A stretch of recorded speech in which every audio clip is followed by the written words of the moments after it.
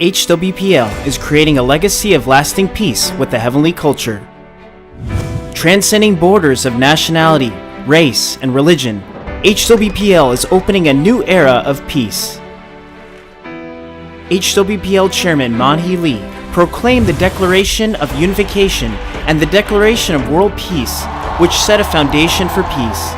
He has gone around the world as many as 26 times, spreading a spirit of peace among all walks of life. The world is proclaiming to cooperate with the clear solution for peace that he proposes.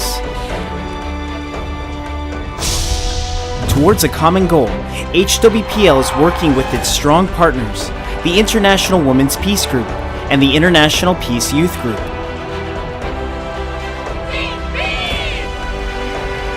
HWPL is carrying out 3 key initiatives: implementation of the Declaration of Peace and cessation of war, interfaith dialogue and harmony through discussions on religious scriptures, and peace education taught in homes, schools, and societies. The 10 articles and 38 clauses of the DPCW contain the hope to turn peace into a reality. HWPL suggests a new model of peace. That is religion acting as a bridge that resolves conflicts instead of causing them, and international legal instrument on the cessation of war. But the yearning for peace is facing a reality where religion's fundamental values are neglected, and peace is disturbed with lies and slander. The Christian Council of Korea and Christian Broadcasting System accused HWPL's peace movement of being fake by using their social and political privileges. They removed from display the large South Korean flag made with the handprints to pay tribute to patriotic martyrs, and tore down the Declaration of Unification monument, which was raised in hopes of Korea's unification. They also hindered the hosting of Global Peace Festival and Walkathon, and caused disturbances in society with illegal demonstrations involving violence. Especially Christian Broadcasting System, or CBS, is spreading false information that HWPL's peace movement is an attempt to propagate a certain religion, trying to discourage the effort for peace.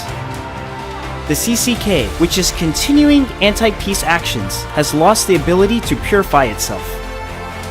The CCK has sold its chairmanship and pastorship with money, and instead of teaching the Bible, it is chased after power and wealth, turning churches into businesses.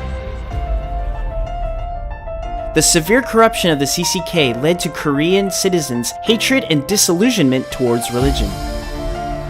Many people are becoming ashamed to call themselves Christians and leaving their churches. Nonetheless, the CCK refuses to pay attention to public sentiment, but rather creates conflict by labeling the congregants who left as heresy.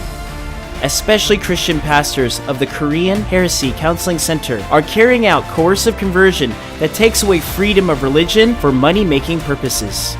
Coercive conversion refers to illegal actions by Korean Christian forces to convert one's religion coercively and get paid for it. Coercive conversion pastors approach family members of the target who belongs to a different denomination and cause anxiety with lies and slander. They incite the family members to abduction, confinement, and beatings to force the target's conversion. If the target is not converted, one is forced to leave school and work, or even sent to a mental hospital. Due to such coercive conversion, there was the tragic death of a young woman in Hwasun, South Jeolla Province in January 2018. Through this incident, where an innocent young woman was killed by her family, instigated by a conversion pastor, the reality of Korean Christianity was laid bare to the whole world. The CCK commits anti-peace actions because its mainstream, the Korean Presbyterian Church, acts that way.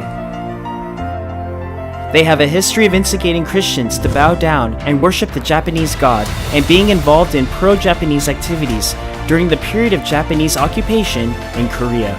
Such Presbyterian groups came together and established an organization to support the constitutional amendment for 3-term presidency, and this organization is the CCK. The CCK follows the teachings of men, not the word of Jesus. They distort HWPL's vision of religious harmony and make an enemy of those trying to restore the original meaning of religion and achieve peace. Who is committing anti-peace actions? Citizens angered by the CCK and CBS that disturb peace rose to tell the truth. On December 24, 2017, at Gwanghwamun Square, 30,000 citizens held a rally in the winter rain to denounce the CCK. And in January 2018, victims of coercive conversion gathered in Gwangnam-no, Gwangju. They made known the wrongful death of Miss Gu Ji-in and called for the punishment of coercive conversion pastors. The fight for justice that began in Gwangju spread across the country. On January 28th, at Gwanghwamun Square, Seoul, and 8 cities, over 120,000 citizens took to the streets. They revealed the human rights abuses due to coercive conversion and illegal actions committed in the Korean Christianity.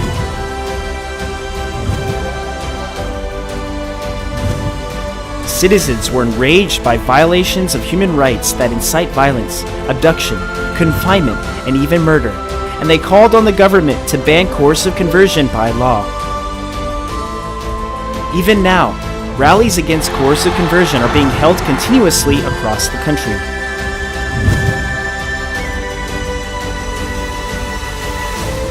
Also, through other means such as letters of appeal, youth flash mobs, and screen ads on trucks, the anti-peace actions of the CCK are being told to the world.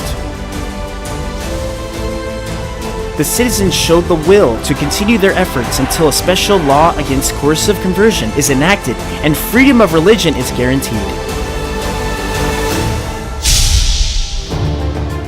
Giant prints are wrapping an entire bus so that the truth can reach passers-by at a glance.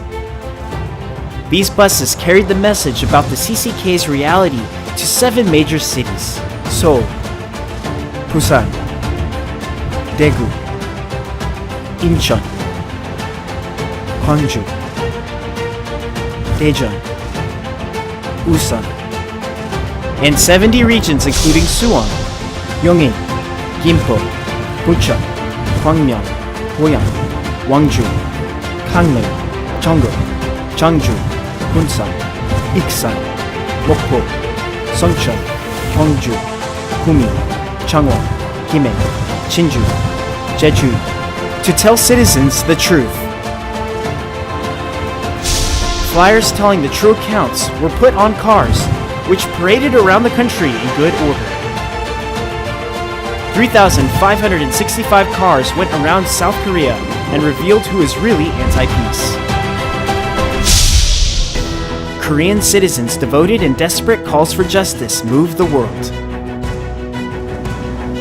After seeing the campaign against anti-peace actions, many people in the world began to raise their voice to denounce coercive conversion. International media is reporting the coercive conversion incident and citizens' rallies being held around the world.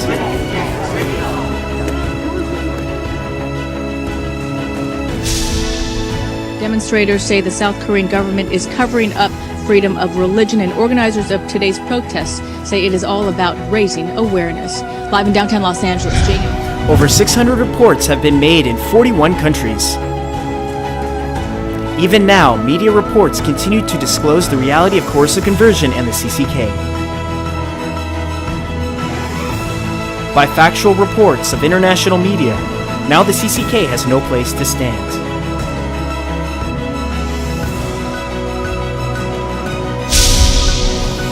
Who is really anti-peace? The CCK abandoned the spirit of love and service taught in religion, and they committed anti-human crimes. CBS misled the public with lies and obstructed the work of peace.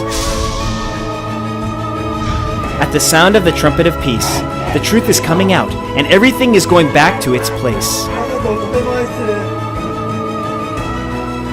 We are moving towards an era where truth defeats lies, life defeats death, where all religions achieve harmony.